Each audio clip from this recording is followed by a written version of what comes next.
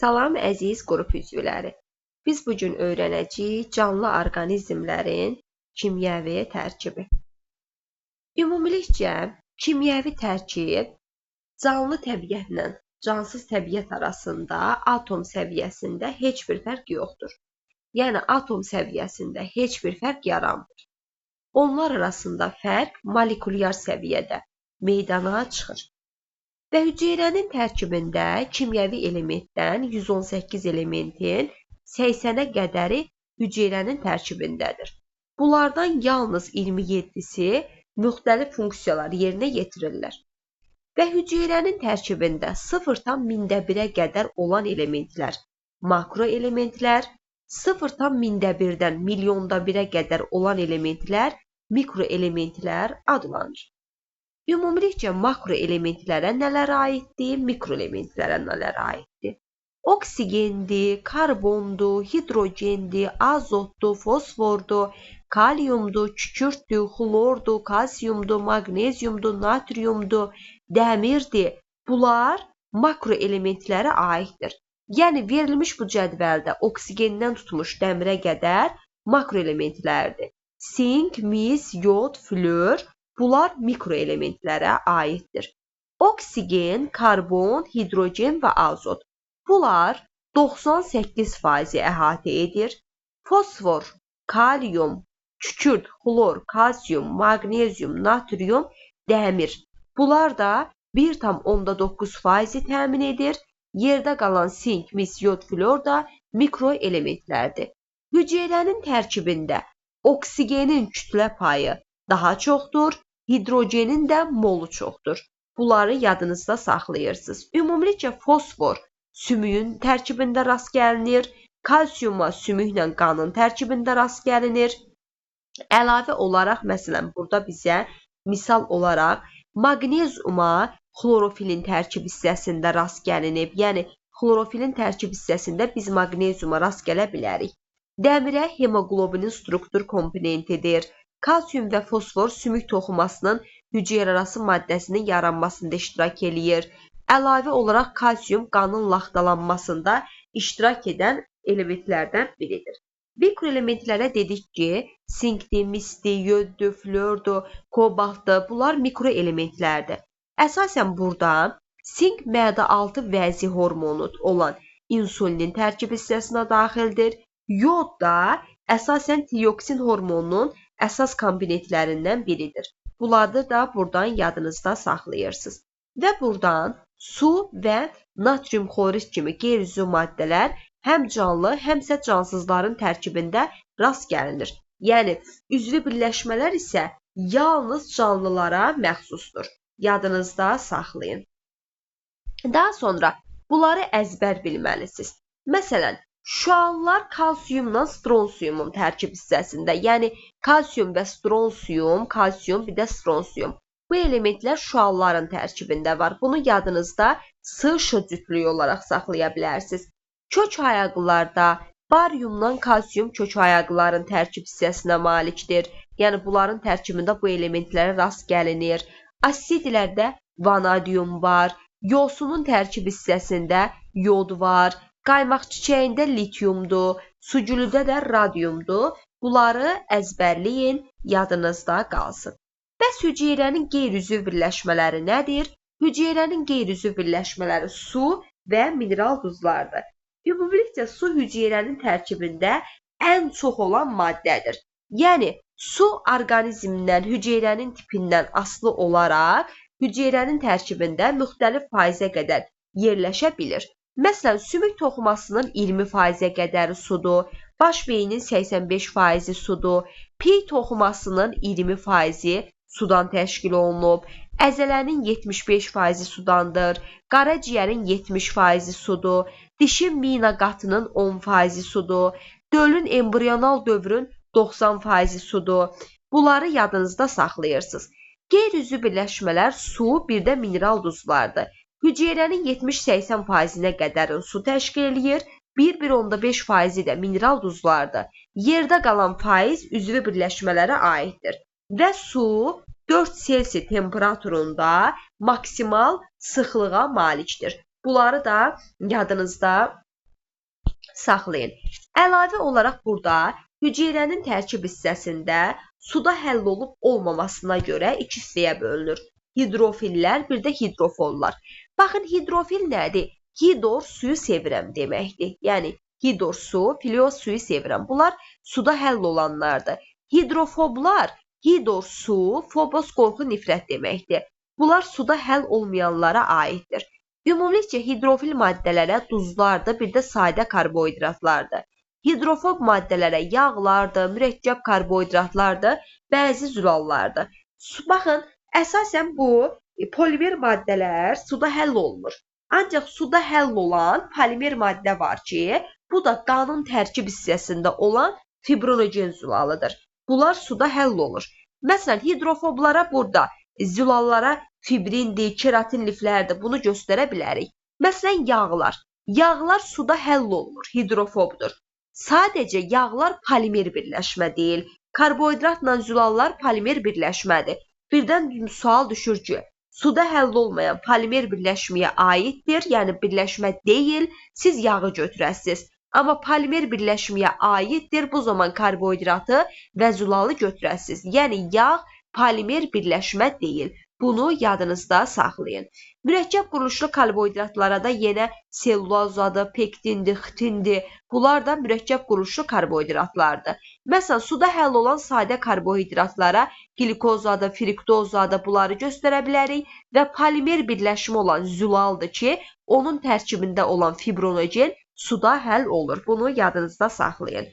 Buradan əsas yadınızda saxlayacağınız budur ki, canlılarda rast gələn 4 əsas element oksigen, karbon, hidrogen, azotdur ki, bu 98%-ni təşkil edir. Yadınızda saxlayırsınız.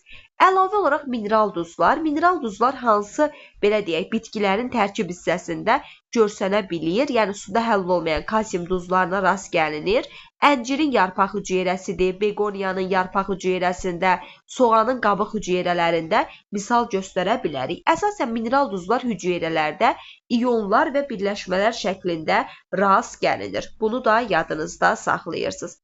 Və əlavə olaraq kalium və natrium klorid insanın sinir toxumasında elektrik impulsunun yaranmasında, ötürülməsində, əzələ toxumaların yığılması zamanı meydana gəlir. Yəni, həyat fəaliyyəti prosesində daim müxtəlif maddələr yaransa da, onun daxili mühiti demək olar ki, sabit qalır. Hüceyrənin də daxili mühiti zəif qələbidir. Bunu yadınızda saxlayın. Biz 8-ci sinifdə öyrənmişik ki, dendrit, cisim və akson. Bir neyron dendritindən, cisimdən aksonuna impuls ötürülür.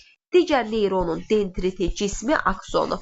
Bax, burada aksondan dendrit arasında sinaps yaranır. Bu sinapsı yaradan, siniri ötürən həmin bu kalium və natrium xloru duzları sayəsində sinirdə elektrik impulsların yaranmasına və ötürülməsinə gətirib çıxarır. Əlavə olaraq burada yadınızda saxlayın ki, su 4 Selsi temperaturda maksimal sıxlığa malikdir və suyun sıxlığını hesablamaq üçün rho bərabərdir, M bölünsün V düsturundan istifadə olunur. Suyun kütləsi H2O 18, V də 22,4-dür. Bu cür bölməklə tapa bilərik. Əlavə olaraq nəyə yadınızda saxlayırsınız? Burada suyun istilik tutumu, bir də istilik keçiriciliyi haqqında məlumat verir. Baxın, suyun istilik tutumu nədir? Kəskin temperatur dəyişməsi zamanı orqanizmi qoruması istilik tutumu adlanır. Yəni, kəskin temperatur dəyişməsi zamanı su orqanizmi qoruması suyun istilik tutumu adlanır. Bunu yadınızda saxlayırsınız. Əlavə olaraq istiliyin orqanizmdə bərabər şəkildə paylanmasına şərait yaradır istilik keçiriciliyi. Daha sonra digərlərini də onsuz da bilirsiniz. Və burada yadınızda saxladınız ki, su 4 Selsi temperaturda maksimal sıxlığa malikdir. İndi keçirik hüceyrənin üzvü birləşmələri, karbohidratlara, bir də lipidlərə. Gəlin bir-bir baxaq.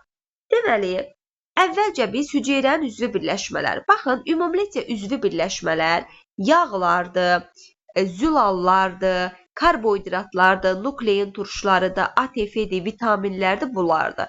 Yəni, üzvü birləşmələr bəzən kiçik, bəzən də iri şəklində olur. İri molekullu birləşmələr polimer birləşmələr adlanır. Zülallar polimer birləşmə, yəni yağlar polimer birləşmə deyil. Ancaq zülaldır, karbohidratlar da bunlar polimer birləşmələrdir. Polimer birləşmələr tutalım ki, bax amin turşuları birləşib zülal əmələ gətirir. Bax bu amin turşuları monomerlərdir. Onu birləşib zülal əmələ gətirməsi iri molekullu birləşmədir. Bunlar artıq polimerlər adlanır. Yəni polimerlər özü kiçik molekullu birləşmələrdən, monomerlərdən ibarətdir. Canlı orqanizmin tərkibinə daxil olan polimerlər biopolimerlər adlanır. Onlar hüceyrənin əsas tərkib hissəsini təşkil edirlər. Biz bugün öyrənirik karbohidratları. Ümumilikcə hüceyrənin əsas üzvü birləşmələrindən biri karbohidratlardır. Karbohidratların tərkib hissəsi karbondur, hidrogendir, oksigendən təşkil olunmuşdur. Karbohidratlar özü iki hissəyə bölünür. Sadə karbohidratlar, bir də mürəkkəb karbohidratlar. Sadə karbohidratlara monosaxaritlər və disaxaritlər, mürəkkəb karbohidratlara polisaxaritlər aiddir. Baxın, ümumilikcə suda asan həll olur, şirin dada malikdir, hidrolizə uğramır, yəni parçalanmır. Təbiətdə ən çox yayılan monosaxaritlərə glikozadır, fruktozadır, bir də galaktozadır. Belə deyim, monosaxaritlər özü iki hissəyə bölünür. Pentozalara, bir də heksozalara. Baxın, heksozalara aiddir glikoza, fruktoza, galaktoza. Pentozalara da aiddir riboza və dezoksiriboza. Bunlar DNT-nin və RNT-nin tərkib hissəsinə daxildir. Bu oldu monosaxaritlər. Sonra gəlir disaxaritlər. Disaxaritlər suda asan həll olurlar, şirin dada malikdir. Hidrolizə uğradıqda bir molekulundan iki monosaxarit molekulu əmələ gəlir. Yəni iki dənə monosaxarit birləşir, disaxaritlərə əmələ gətirir. Disaxaritlərə aiddir saxaroza, laktoza, maltoza. Baxın, çuğundur şəkəri və ya qamış şəkəri olan saxarozalardır, süd şəkəri olan laktozalardır. Əlavə olaraq maltozadır ki, bunlar da disaxaritlərdən ibarətdir. Sonra gəlir polisaxaritlər.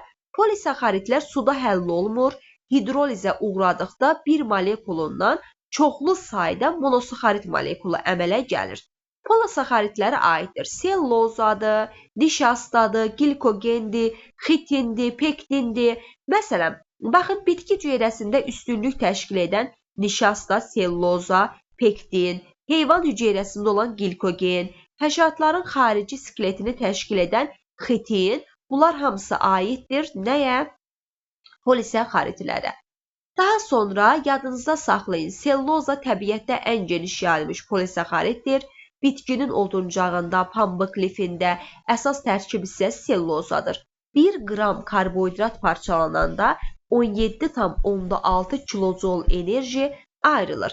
Karbohidratın hansı funksiyaları var? Deyəcəksiniz ki, karbohidratın inşaat funksiyası. Ve istediğin bir eşyaya dönüş. Bir sandalyeye dönüştün.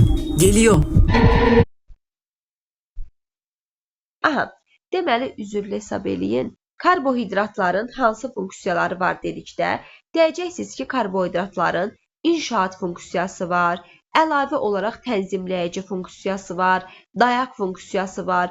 Bunlar hamısı karbohidratların funksiyasıdır. Məsələn, göbələklərdə, bəzi heyvan hüceyrələrində xitinə rast gəlinir. Pambıq lifi tamamilə demək olar ki, sellulozadan ibarətdir. Bunların hamısını yadınızda saxlayın. Glikogen də 3 aləmin nümayəndəsində rast gəlinir. Sonra gəlir lipidlər. Lipidlər suda həll olmayan üzvü birləşmələrdir. Bütün heyvan və bitki hüceyrələrinin tərkibinə daxildir. Lipidlərdən ən geniş yayılanı yağlardır. Yəni, lipid yağ deyil, amma yağlar lipiddir. Yəni, yağlar lipidə aiddir. Lipidin tərkib hissəsidir. Lipidlərə nələr aiddir? Lipidlərə, bax buradan qeyd eləyək, A, D vitaminləridir, cinsiyyət hormonlarıdır, lesitindir. Bunlar lipidlərdir. Suda həll olmayan maddələrdir. Lesitini yadınızda saxlayın. Və bütün yağlar lipiddir. Yağlar hüceyrənin quru kütləsinin 5-15%-ni, pi toxumasının 90%-nə qədər yağlar təşkil edir. 1 qram yağ parçalananda 38,9 kilojul enerji, 1,1 kiloqram da su ayrılır. Əlavə olaraq yağlar toxumlarda, meyvələrdə toplanır. Məsələn, heyvanlarda dərinin altında, süd vəzlərində, piy hissələrində toplanır. Və burada Günəbaxanın qozunun, kətanın, kənafın, pambığın, zeytunun, yəni bunların başqa bitkilərin toxum və meyvələrində, zeytunun meyvəsində demək olar ki, yağlar toplanır. Dedik ki, bir də nəyə yadınızda saxlayırsınız? Karbohidratlar, bütün buğmayaqların tərkib hissəsində xitin var, karbohidratların növünə aid. Glikogen də yenə heyvan hüceyrəsində, göbələkdə, bir də bakteriyalarda rast gəlinir glikogenə. Yadınızda bunu da saxlayırsınız. Və əlavə olaraq burada böhran temperaturu var ki, baxın, bəzi yağların böhran temperaturları hansılardır? Ümumilikcə, məsələn, qarğıdalı yağı 140 Selsidə parçalanma qabiliyyətinə malikdir. Küncüt 150, üzüm 150, Günəbaxan 170, zeytun 210. Deməli, ən faydalısı zeytundur. Əlavə olaraq burada işığın və istiliyin təsirində parçalanan yağlar var ki, bunlar kətan yağıdır, balqabaq yağıdır, bir də qoz yağıdır. Yadınızda saxlayın. Heyvani yağlar əsasən bərk yağlardır, bir dənə balıq yağı mayedir. Bitki yağları maye haldadır, amma kakao yağı bərk haldadır. Bunu yadınızda saxlayın. Dedik, xolesterindir, cinsiyyət hormonları da, AD vitaminləridir, lesitindir. Bunlar da aid oldu yağlar. Böhran temperaturu nədir? Yaranan materialların dağılması zamanı baş verən ərimə və kömürləşmə böhran temperaturu adlanır. Əlavə olaraq burada yağlar 1 kiloqram, 1 qram yağın parçalanmasından 38,9 kilojol enerji ayrılır. Yağlar bədən temperaturunun tənzimlənməsində iştirak edir, enerji mənbəyidir. 1 kiloqram yağ oksiləşərkən 1,1 kiloqram su ayrılır. Yağlar ehtiyac su mənbəyi rolunu da oynayırlar. Yağların əsasən funksiyalarından, məsələn, burada inşaat funksiyası da var, tənzimləyici funksiyası da var, məsələn, cinsiyyət hormonları. Bunlar yağların funksiyalarına aiddir. Bunları da yadımızda saxlayırıq. İndi gəlir zülallar. Hüceyrənin üzvü birləşmələr zülallar. Baxın, ümumilikcə zülallar mürəkkəb üzvü birləşmələr biopolimerlərdir. Yəni, zülallar biopolimerdir. Yadınızda saxlayın. Zülalların monomerləri nədir? Deyəcəksiniz ki, amin turşularıdır. Təbiətdə 150-dən çox amin turşusu olsa da, onların yalnız 20-si zülalın tərkib hissəsinə daxildir.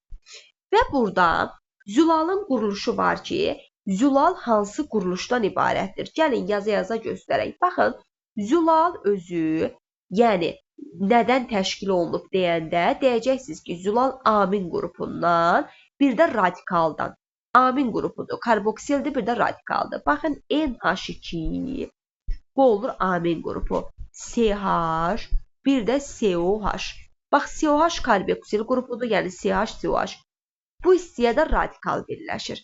Ümumilikcə 20 dənə bu 20 növ zülalın 12-si əvəz olunandır, 8-i əvəz olunmayandır. Yəni 12-sini xaricdən qida ilə qəbul edirik, 8-in qəbul edə bilmirik. Daxili orqanizmimizdə əmələ gəlir. Bunu yadınızda saxlayırsınız. Və burada zülallar nəyə görə bir-birindən fərqlənirlər? Zülallar radikal hissəsinin fərqlənməsinə görə biri-birindən fərqlənirlər. Məsələn, burada baxsaz, baxın, radikal hissəsi, radikal hissəsi, radikal hissəsi, görürsünüz, hamısı biri-birindən fərqlənir. Və burada həmin bu radikal hissəsinə görə zülallar biri-birindən ayrılırlar.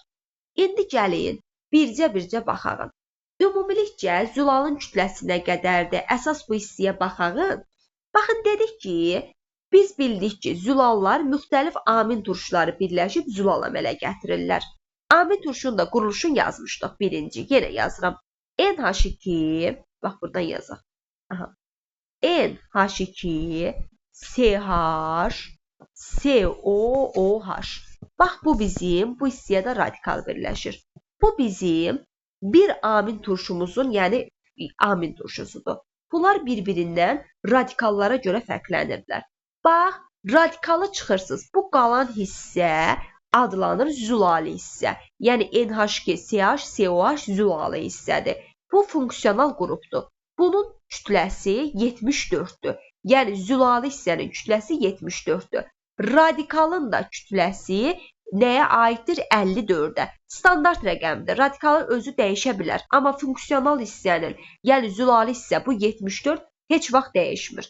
Ona görə deyirsiniz ki, amin turşusunun sərbəst halda kütləsi emeri 128-ə bərabərdir. 128-i hardan aldıq? Funksional qrup zülali hissə NH2CH COH 74 oldu. Üstə gələk 54 da radikaldır, oldu 128. Yəni tək halda kütləsi 128-dir. Məsələn, burada aşağıda şəkildə də verilib. Bax, bu zülalın ümumi quruluşudur. Amin qrupudur, karboksil qrupudur, bir də radikaldır. Bax, bu radikalına görə bir-birindən fərqlənir. Bu amin qrupu və karboksil qrupu. Bax, bu hissə onun adlanır funksional hissəsi, yəni zülali hissə. Bunun kütləsi 74-ə bərabərdir. Bu hissədə radikalıdır, kütləsi 54-ə bərabərdir. Deməli, sərbəst halda kütləsi 128-ə bərabərdir. İndi bu dedik amin turşuları birləşib əmələ gətirir zülalı. Yəni bu amin turşusu onun monomer birləşməlidir, monomerləridir. Bax, bunlar birləşib polimer birləşmə olan zülalı əmələ gətirirlər. Buradan ağ bir yer tapsaq yazarıq. Aha. Birləşib nəyə əmələ gətirirlər? Deyəcəksiniz ki, zülalı əmələ gətirirlər. İndi bunun birləşməsi nəyə gedir? Yadınızda saxlayın. Amin turşular biri-biri ilə ardıcıl birləşərək peptid rabitəsi ilə birləşirlər. Məsələn, en sayda mənim zülalım varsa, en çıx bir sayda mənim peptid rabitəm var, en çıx bir sayda da mənim suyum var, yəni su molekulum var. Və yadınızda saxlayın, polipeptid zəncir yalnız amin turşularından təşkil olunubsa, bunlar proteinlər adlanır.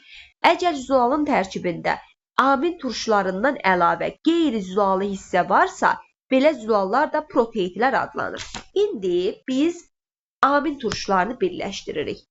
Baxın, dedik NH2 zəncirin əvvəlində, sonunda xırda-xırda yazaq çatsın. Deməli, NH2, CH, COH bu zəncirin əvvəlindədir. Bax, zəncirin əvvəlində olduqda gəlir peptid rabitə ilə digər amin turşusu buna birləşəndə. Məsələn, birləşdirim, sonra silim. NH2, COH, COH. Radikalları qeyd eləmirəm də, özünüz bilirsiniz ki, radikal bu hissəyə qeyd olunur. Digəri ilə birləşəndə birinci özündən OH-ını verir. Bax, bu OH-ını, OH buradan qopur düşür. Qopub düşəndə bu OH gəlir bu hissəyə. Aha, bu OH, nə oldu buna? Aha. Bu OH buradan çıxır. Çıxartdıq OH-ı buradan. Və ikinci, bax, bu da mənim peptid rabitəmdir. İkinci gəlib birləşəndə bu NH2, yəni amin qrupu hidrogeninin birini verir. Birini verəndə bir dənə hidrogen qalır. Bax, NH oldu, birini verdi. Bir dənə hidrogen qaldı. Burada olur OH, üstə gələ hidrogen. Su çıxdı mı? Çıxdı. H2O. Deməli, zəncirin əvvəlində gələndə, bax, burada radikalımı yazıram. Zəncirin əvvəlində gələndə amin turşusu özündən OH-ı verdi. İndi tək halda kütləsi nəyə bərabər idi? 128-ə. Özündən OH-ı verdi. Yəni oksigenlə hidrogeni. 128-dən çıxırsan 17-ni. Yerdə qalır neçə? 111. Deməli, zəncirin əvvəlində gələndə amin turşusunun kütləsi 111-ə bərabərdir. Bu oldu zəncirin əvvəli. Bu hissəni silək. İndi zəncirin əvvəlini yazmışıq. İndi bu əvvəldə yerimiz çatmır. Bunu siləyin. Fərz edin ki, bu əvvəlincidir. Aha. Bu əvvəlincini aynen işarə edirəm. İndi gəlir ortaya. Dedik ortada olanda NH-ını, birini buradan hidrogenini verdi. Bu olur CH, COOH. İndi digəri də buna birləşməlidir axı. Digəri birləşən kimi bir də özündən OH-ını da verir. OH-ını da verir.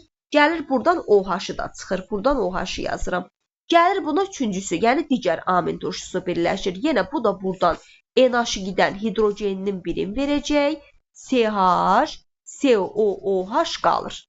İndi baxın, zəncirin ortasında gəlib. Zəncirin ortasında gələndə amin qrupundan hidrogenini verdi.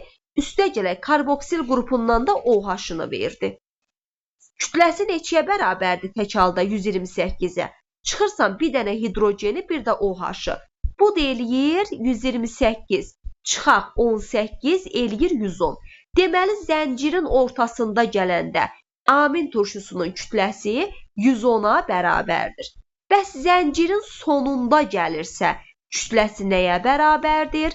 Zəncirin sonunda gələndə, baxın, kütləsi nəyə bərabərdir, onu qeyd edək. Orada yazmışam, zəncirin sonunda bir dənə amin qrupundan hidrogenicə verir.